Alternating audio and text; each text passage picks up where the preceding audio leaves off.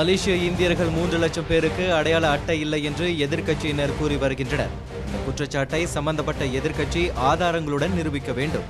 அப்படி அது உண்மை என்று நிரூபிக்கப்பட்டால் தாம் வகித்து வரும் மாயக்கா இளைஞர் பிரிவு தலைவர் பதவியை விட்டு விலக தாம் தயாராக இருப்பதாக தி. மோகன் சவால் விடுத்திருக்கின்றார்.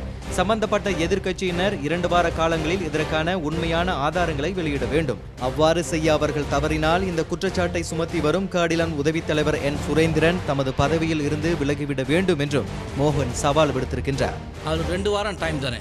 அவர் சொல்றாரு 3 லட்சம் பேருக்கு இந்த நாட்டில் குடியுரிமை இல்லைன்னு சொல்றாரு. இந்தியர்களுக்கு 3 லட்சம் பேர்.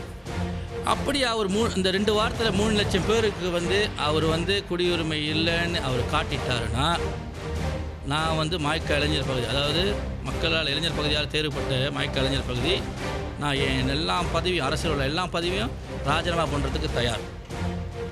அப்படி ஒரு கால் அவர் இந்த 2 வாரத்துக்குள்ளே அந்த 3 லட்சம் பேரை காட்ட முடியலைன்னா அந்த தலைவர் அவரோட பதவியை ராஜினாமா பண்ணுவாரா?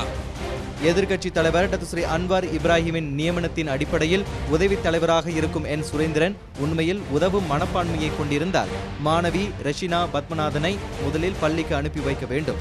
மாறாக பள்ளி சீருடையோடு அவரை அலைக்கழித்து அரசியல் ஆதாயம் தேட முயலக்கூடாது என்று மோகன் நினைவுறுத்தினார்.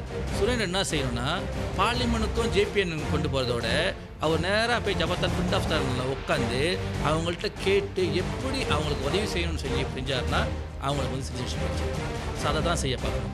அவர் செய்ய தவறிட்டார்னா, அவர் செய்கிறாரோ இல்லை செய்யலையாட்டும் சரி, மாய்க்கா இளைஞர் பகுதியை பொறுத்த வரைக்கும் நாங்கள் இங்கே சீனாவுக்கு அந்த உதவியை செஞ்சு அவங்க எடுத்துக் கொடுக்கறதுக்கான ஏற்பாடு எல்லாத்தையும் செய்வோம். எதிர்க்கட்சியினர் தங்களின் அரசியல் லாபத்திற்காக இந்தியர்களை குழப்பி அவர்களை பொம்மைகளாக உபயோகித்து வருவதாகவும் மோகன் சாடியிருக்கின்றார். மாணவி ரஷினா பத்மநாதன் விஷயத்தில் அவருக்கு உதவ மாயிகா தயாராக இருப்பதாகவும் விரைவில் ரஷினாவின் குடும்பத்தை சந்திக்க திட்டமிட்டிருப்பதாகவும் மோகன் கூறியிருக்கின்றார். SITF சிவசுப்ரமணியமும் இந்த முயற்சியில் எடுத்து இவங்களுக்கு ஐசி எடுத்து கொடுக்கறதுக்காக முயற்சி எடுத்துருக்காங்க.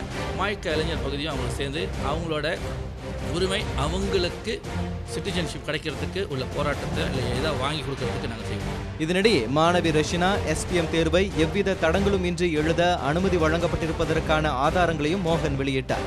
நேற்று புதன்கிழமை புத்ராஜயா பிரதமர் அலுவலக வாசலில் மாயிகாவுக்கும் காடிலானுக்கும் நிகழ்ந்த கைகலப்பின் போது தமது தரப்பு ரஷினாவை தாக்க முயன்றதாக கூறப்படும் குற்றச்சாட்டையும் மோகன் வன்மையாக மறுத்திருக்கின்றார். இன்று வியாழக்கிழமை மாய்க்கா இளைஞர் பிரிவு அலுவலகத்தில் செய்தியாளர்களை சந்தித்த போது மோகன் இவ்வாறு கூறியிருக்கின்றார்.